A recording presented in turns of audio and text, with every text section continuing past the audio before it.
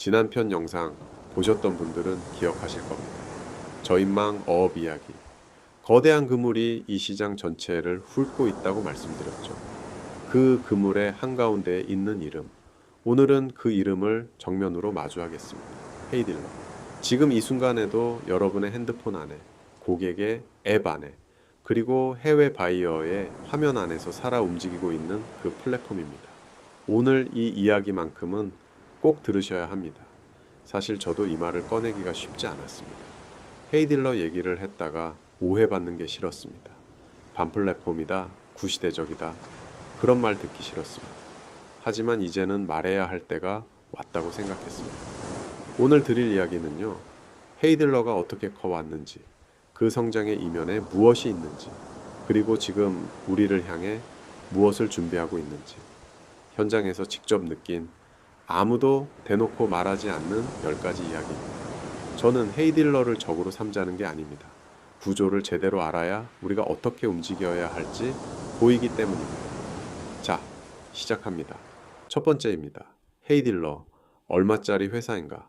곧 헤이딜러가 주식시장에 상장됩니다. 목표 기업 가치 1조 원입니다. 대표 주관사는 미래에셋증권, 공동 주관사는 KB증권. 벌써 미래에셋이 500억 원의 자금을 집행했습니다. 이 회사 지금 어디까지 왔는지 숫자로 보여드리겠습니다. 2021년 매출 390억 원, 2022년 665억 원, 2023년 898억 원, 2024년 1141억 원, 불과 4년 만에 매출이 3배 가까이 뛰었습니다. 누적 거래액은 이미 10조 원을 넘었습니다. 다운로드 1,000만 건, 전국 딜러 11,000명이 이 플랫폼 안에서 움직이고 있습니다. 대단한 회사입니다. 이건 인정합니다. 그런데 여기서 저는 한 가지 질문을 드리고 싶습니다. 이 1조 원짜리 회사는 도대체 누가 키운 걸까요? 발로 뛴 딜러들의 수수료가 이 매출을 만들었습니다. 우리가 거래한 데이터가 이 회사의 무기가 됐습니다. 그런데 지금 그 무기가 어디를 향하고 있는지 지금부터 하나씩 말씀드리겠습니다. 두 번째입니다. 처분 시장 45%. 이게 무슨 의미인가? 지금 이 순간 한국에서 중고차를 팔려는 사람이 100명 있다면 그중 45명이 헤이딜러로 갑니다. 처분 시장 점유율 45%. 3년 연속 1위입니다. 이 위엔카가 24%, 2배 가까운 차이입니다. 헤이딜러, 엔카, KB차차차, 상위 3개사를 합치면 점유율 78%. 사실상 이 시장은 이미 과점 상태입니다. 그런데 여기서 이상한 게 있습니다.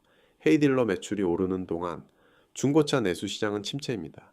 차는 예전만큼 안 팔리는데 플랫폼만 성장했습니다. 왜 그럴까요? 예전에는 딜러가 직접 수수료 없이 차를 사고 팔았습니다. 지금은 모든 거래가 플랫폼을 거쳐야 합니다. 거래가 이루어질 때마다 수수료가 빠져나갑니다. 우리가 움직이면 움직일수록 헤이딜러 매출이 오르는 구조입니다. 딜러들의 마진은 얇아지고 플랫폼의 수익은 두꺼워지고 있습니다. 그렇다면 그 45%의 차들은 지금 어떤 방식으로 팔리고 있는 걸까요? 세 번째입니다. 제로, 바로 서비스. 편리함 뒤에 진실입니다. 헤이딜러 제로 서비스. 헤이딜러 소속 평가사가 직접 차주를 찾아가서 차를 진단합니다. 그 결과를 가지고 비대면 경매를 진행합니다. 차주 입장에서는 편합니다. 딜러를 만나지 않아도 되니까요. 그런데 딜러 입장에서는요. 차를 직접 보지 못한 채 헤이딜러가 만든 검수 결과만 보고 입찰해야 합니다. 그 검수 결과를 누가 만들었냐고요. 헤이딜러 소속 평가사입니다. 현장에서 딜러들이 수년간 제기해온 불만이 있습니다. 외판 문제 없으므로 올라온 차를 받아보면 판금, 도장이 필요한 경우가 비일비재하다는 겁니다. 검수 결과와 실제 차량 상태가 다른 겁니다. 그렇다면 클레임을 넣으면 되지 않겠냐고요. 헤이딜러 고객센터 전화번호가 없습니다. 채팅으로만 가능합니다. 그리고 클레임은 대부분 인정되지 않습니다. 정보는 플랫폼이 독점하고 딜러는 그 정보를 믿고 살 수밖에 없고 문제가 생겨도 구제받기 어려운 구조입니다. 그런데 이 비대면 구조에는 또 다른 심각한 문제가 숨어 있습니다. 네 번째입니다. 외국인 딜러를 왜 막지 않는가? 제로 서비스는 비대면입니다.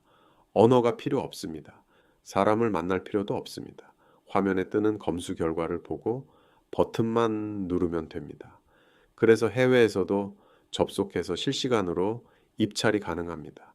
그리고 실제로 그렇게 되고 있습니다. 차를 팔려는 소비자들 사이에서 이런 질문이 올라오고 있습니다.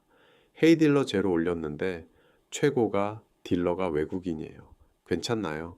셀프로 올렸는데 외국인 딜러랑 거래해도 안전한가요? 차를 파는 소비자들 스스로가 불안해하고 있는 겁니다. 그런데 플랫폼은 막지 않습니다. 왜 막지 않을까요? 간단합니다. 딜러가 한국인이든 외국인이든 낙찰이 되면 수수료는 똑같이 들어옵니다. 헤이딜러 입장에서는 누가 낙찰받든 매출이 발생합니다. 막을 이유가 없는 겁니다. 그 빈자리에 외국인 법인이 하나씩 들어오고 있습니다. 한국 딜러 자리를 해외에서 버튼 하나로 채워가고 있습니다. 이건 묵인입니다. 의도적인 구조적 묵인입니다. 지금부터가 진짜 충격입니다. 다섯 번째입니다. 심판이 선수로 뛰기 시작했습니다. 2025년 10월 29일 헤이딜러가 홈페이지에 공지 하나를 올렸습니다. 내차 구매 서비스 공식 출시. 무슨 말이냐고요? 헤이딜러가 이제 직접 차량을 매입하고 소비자에게 소매로 판매하겠다는 겁니다. 6개월 1만 킬로미터 보증까지 걸었습니다. 지금까지 헤이딜러는 뭐였습니까? 개인이 차를 팔 때 딜러들이 경매에 참여하게 해주는 중개 플랫폼이었습니다. 딜러들한테 수수료를 받고 중간에서 연결만 해주겠다고 했습니다. 그런데 이제는 직접 차를 사고 팝니다. 딜러와 직접 경쟁을 시작한 겁니다. 생각해 보십시오. 헤이딜러는 10년 가까이 이 플랫폼을 운영했습니다. 어느 차종이 며칠 만에 팔리는지, 어느 가격대에 사야 수익이 나는지, 어느 지역에서 어떤 차가 잘 빠지는지, 전국 딜러 11,000명의 거래 데이터를 모두 가지고 있는 겁니다. 그 방대한 데이터를 손에 쥐고 이제 직접 장사를 시작했습니다. 이게 공정한 경쟁이 될 수 있겠습니까? 축구로 치면요.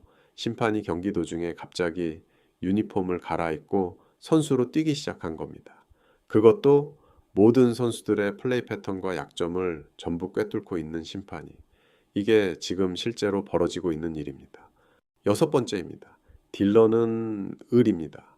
그리고 계정 하나가 밥줄입니다. 수수료를 내는 쪽이 갑이어야 합니다. 그런데 현실은 정반대입니다.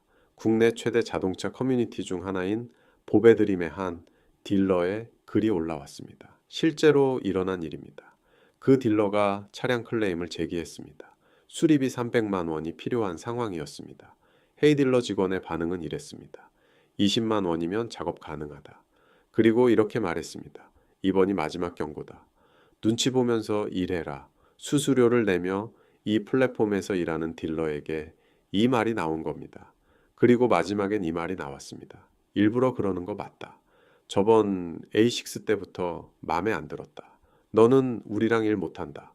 보복성 처리를 직원이 직접 시인한 겁니다. 그 딜러는 결국 50만 원을 고객에게 직접 보내야 했습니다. 그런데 왜 딜러는 이 상황에서 참을 수밖에 없을까요?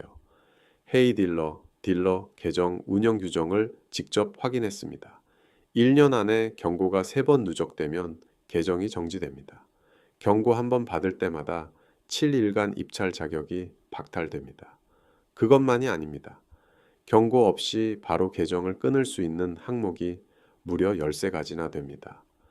허위, 감가, 업로드, 거래 성사율 33% 이하, 계정 양도 또는 대여, 딜러 귀책 심각 클레임, 이 중 단 하나에 해당하면 경고도 없이 그 자리에서 계정이 잘립니다. 그리고 그 판단을 내리는 사람은 헤이딜러 직원입니다. 고객센터 전화번호가 없습니다. 채팅으로만 가능합니다. 딜러들의 목소리가 플랫폼에 닿는 통로가 없는 겁니다. 계정이 정지되는 순간 그 딜러에게는 매출의 상당 부분이 한 번에 끊깁니다. 이건 단순한 불이익이 아닙니다. 밥줄이 끊기는 겁니다. 전국 딜러 11,000명, 그들 모두가 이 계정 하나에 생계를 걸고 있습니다. 그러니 억울해도 참습니다. 화가 나도 참습니다. 울며 겨자 먹기로 직원이 하라는 대로 따릅니다. 그렇게 하지 않으면 내일 당장 입찰 버튼을 누를 수 없게 되니까요. 이건 구조가 설계한 갑을 관계입니다. 7번째입니다. 이제 폐차장까지 삼켰습니다. 헤이딜러는 지금 중고차 판매만 하는 회사가 아닙니다. 폐차 헤이딜러닷컴, 헤이딜러 폐차 서비스입니다. 전국 관어 폐차장이 헤이딜러 경매 시스템 안에서 입찰합니다. 이제 폐차도 플랫폼 안에 들어왔습니다. 생각해 보십시오. 예전에는 폐차장도 오프라인에서 영업사원들이 발로 뛰며 움직였습니다. 관계로, 신뢰로, 사람 대 사람으로 이어지던 시장이었습니다. 그 자리를 플랫폼이 대체했습니다. 폐차장 영업사원들의 일자리도 조용히 사라지고 있습니다. 지금 헤이딜러가 하는 사업을 한 줄로 정리하면 이렇습니다. 내차 팔기, 경매 중개, 폐차 서비스, 내차 구매, 직접 소매, 중고차가 세상에 나와서 사라질 때까지의 전 과정을 플랫폼 하나가 장악하고 있습니다. 이걸 수직 계열화라고 합니다. 수직 계열화가 완성되는 순간 그 안에서 독립적으로 먹고 살 수 있는 자리가 과연 얼마나 남을까요? 8번째입니다. 1조 원짜리 상장 이후 벌어질 일. 미래에셋증권이 500억 원을 집행했습니다. KB증권이 공동 주관사로 붙었습니다. 목표 기업 가치는 1조 원. 그 상장 공모로 확보된 자금은 어디에 쓰이냐고요? 공식 발표가 나와 있습니다. 내차 구매 서비스 확대와 관련 인프라 확충. 그게 전부입니다. 다시 말씀드립니다. 헤이딜러가 1조짜리 회사가 되는 그날, 그 자금으로 우리와의 직접 경쟁을 더 키우겠다고 공식 선언한 겁니다.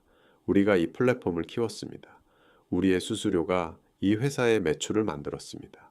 우리의 거래 데이터가 이 회사의 가장 강력한 무기가 됐습니다.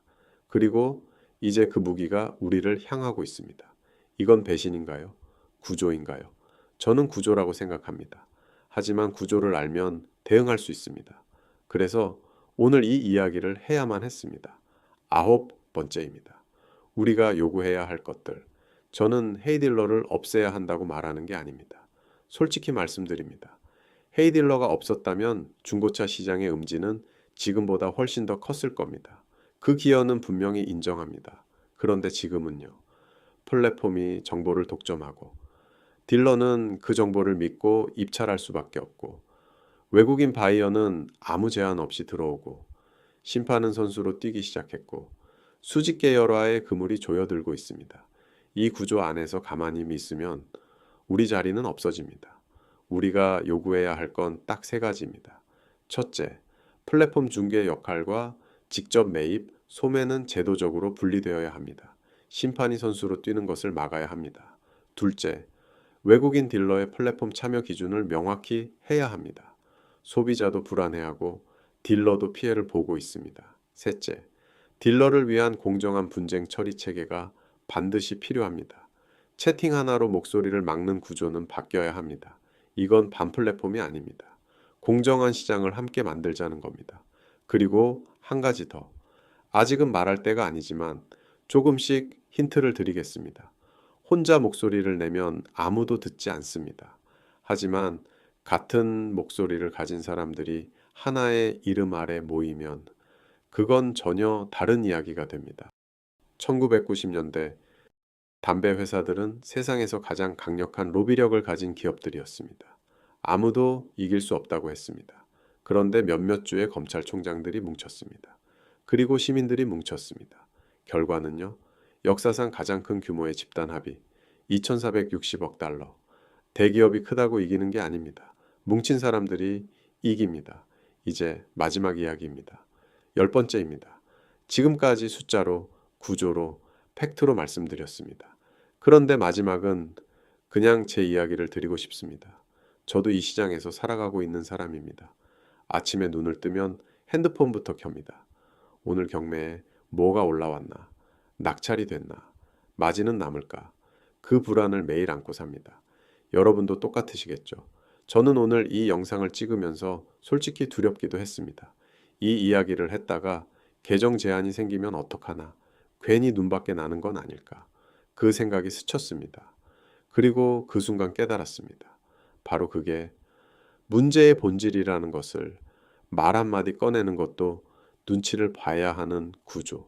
그 구조 안에 우리가 있다는 것을 저는 대단한 사람이 아닙니다. 이 시장에서 하루하루 버티며 살아가는 평범한 사람입니다. 하지만 평범한 사람들이 모이면 평범하지 않은 일이 일어납니다.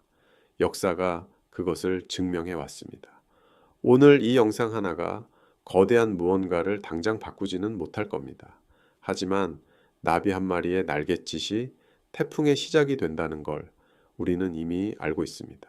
오늘 이 영상을 보신 여러분, 딜러 한 분에게 보내주십시오. 폐차장 사장님 한 분께 보내주십시오.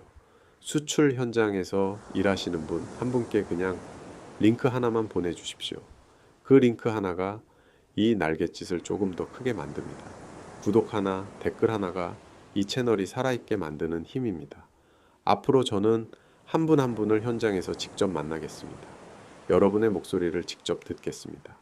그리고 미국, 일본, 유럽의 사례를 분석해서 우리 현실에 맞는 길을 함께 찾겠습니다. 이 채널은 그 여정의 시작입니다. 플랫폼이 1조짜리가 되는 속도만큼 우리의 목소리도 커져야 합니다. 가만히 있으면 사라집니다. 움직이면 길이 보입니다. 그리고 함께 움직이면 그 길이 훨씬 더 넓어집니다. 오늘도 현장에서 고생하고 계신 모든 분들께 진심으로 감사드립니다. 나비 효과는 이미 시작되었습니다.